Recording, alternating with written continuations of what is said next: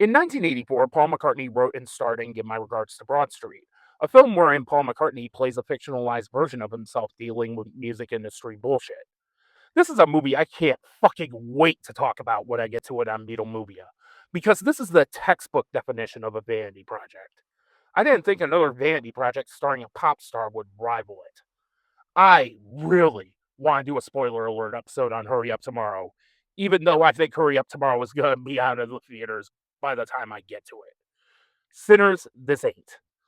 A companion piece to The Weeknd's recently released album of the same name, the film stars The Weeknd as a fictionalized version of himself dealing with music industry bullshit, who after a disastrous show meets a horny, pyromaniac codependent fan played by Jenna Ortega.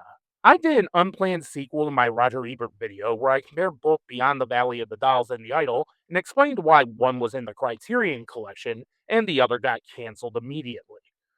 You could tell this was clearly supposed to be an A24 movie, and A24 said no, as they helped fund The Idol, and the director, co-writer, and editor, Trey Edwin Schultz, directed the A24 films Waves and It Comes at Night. Hurry Up Tomorrow is the best comedy of 2025.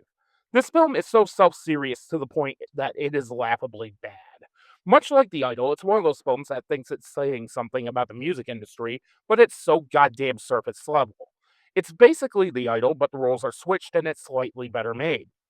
There's a scene where future Ringo star Barry Keoghan is practically sucking the Weeknd's dick like it's the bathwater from Saltburn and telling him he's the future of music. There's a scene where Jenna Ortega is flaunting her no nudity clause in the Weeknd's face as he is tied to a bed, while Jenna Ortega does a fully clothed striptease and puts on her best Patrick Bateman impression, fansplaining blinding lights and gasoline to him.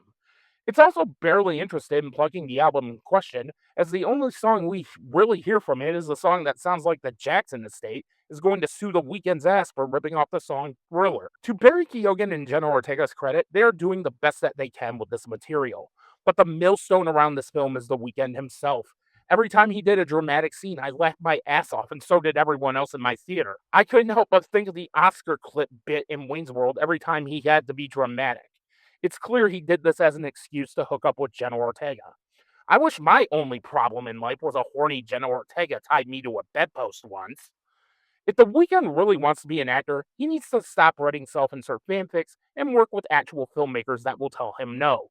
I, for one, can't wait for the inevitable Train Records episode for this album. I'm going to go ahead and give Hurry Up Tomorrow a 1.5 out of 5.